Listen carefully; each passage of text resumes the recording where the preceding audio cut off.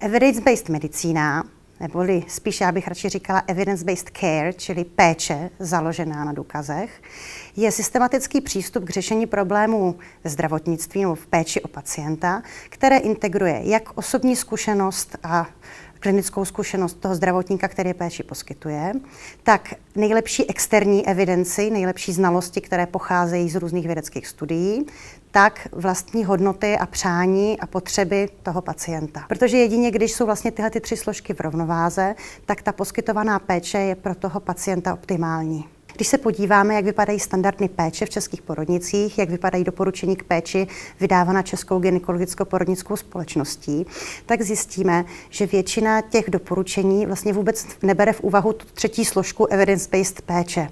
To znamená, nebere v úvahu přání a potřeby pacienta. Když se například podíváte na péči o ženu, které odtekla plodová voda, nemá žádné známky infekce a tak dále, tak v českých doporučeních se dočtete, že má být hospitalizována a že po 24 hodinách má být vyvolán porod.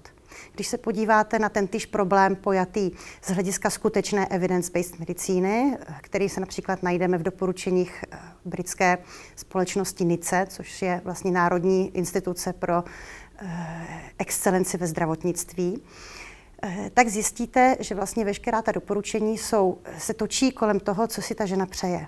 Jsou tam zdravotník dostane informace, jak má ženu informovat v její situaci, jaké jsou rizika její situace, jaká jsou možná řešení její situace a dostává vlastně návrhy na péči v případě, že se žena rozhodne pro vyvolání porodu, ale i když se rozhodne pro nevyvolání porodu.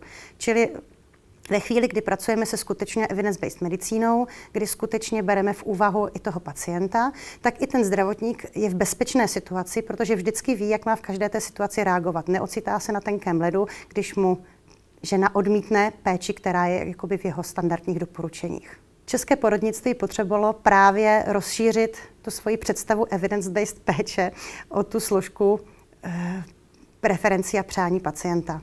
A to na všech úrovních, ale v porodnictví je to nejvíc znát. Nejsem si úplně přesně jistá, co bych doporučila ženě, která je konkrétně těhotná teď, aby dostala tu nejlepší péči.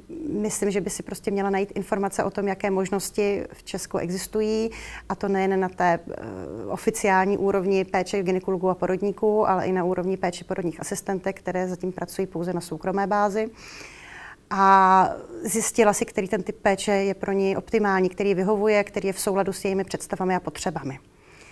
A co se týče žen obecně v České republice, které jsou matkami, nebo si přejí být matkami, nebo se teprve chystají na to být matkami, tak těm bych doporučila, aby se o to zajímali už dříve, aby v rámci občanských aktivit prostě vyvolávali tlak na systém a na zdravotnická zařízení, aby poskytovali tu péči skutečně v souladu nejen s poznatky vědy, ale i s jejich potřebami a představami.